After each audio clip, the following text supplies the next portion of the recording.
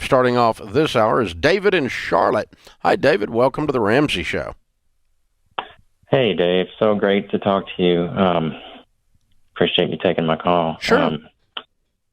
So I'm 53, and me and my wife have been following your philosophy for many years. We are through all the baby steps.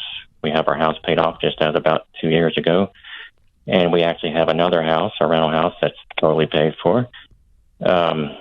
Great. So we also, it's great. We are very blessed, and I have a great business that I love. Here's my question. We have IRAs and Roth IRAs. I say we've been following your philosophy, but the only thing that I can't seem to do is keep money in the stock market. I have made many mistakes pulling it out, putting it back in. It's cost us a lot of money. If I would have just kept it in there, we would have been, we would have had quite a bit more in our IRAs.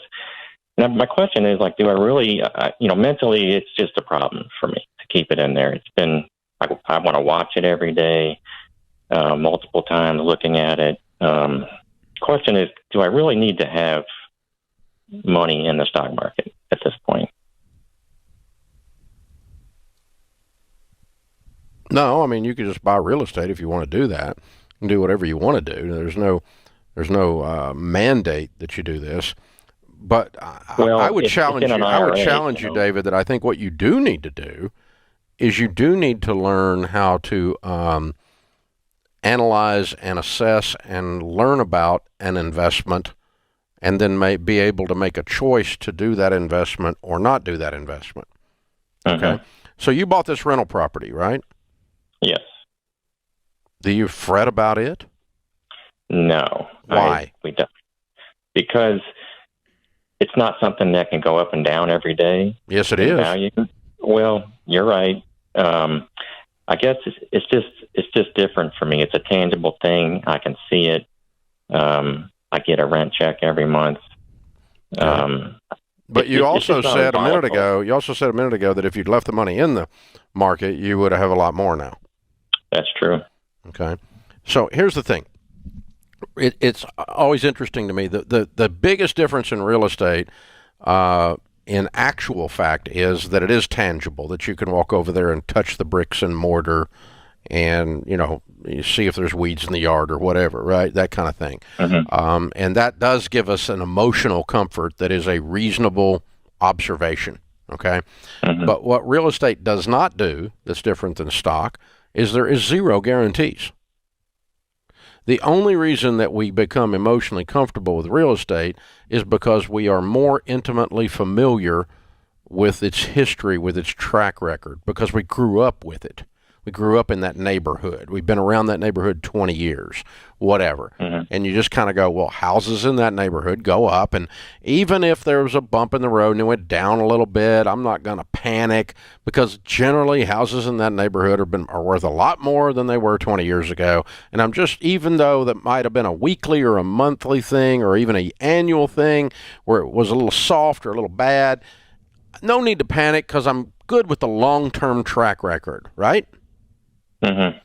I would challenge you that you should be able to do the same thing with the stock market. Now, if you don't want to, I'm not going to be mad at you. But this is an intellectual exercise. In other words, learning something new that you don't know today. Because if you could internalize the historical data on the stock market by sitting with a SmartVestor Pro and learning and looking at this. I've got one mutual fund that's 80-something years old. It's only had 10 or 15 down years out of 80 years. It's got a 12.2 average annual return for 80 years. That's more safe than your rental house. Right. Statistically, mathematically. Right. But you got to get that down in your heart, so you quit looking at the freaking charts every day. I don't look at my mutual funds any more often than I look at my real estate. So I'm not trying to say you're stupid for not doing this. If you can't get comfortable, stop doing it. Okay?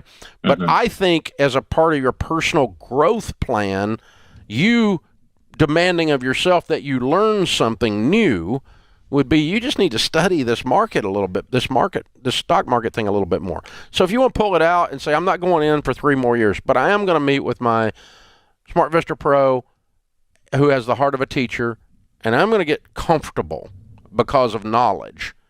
My people perish for lack of knowledge, the Bible says.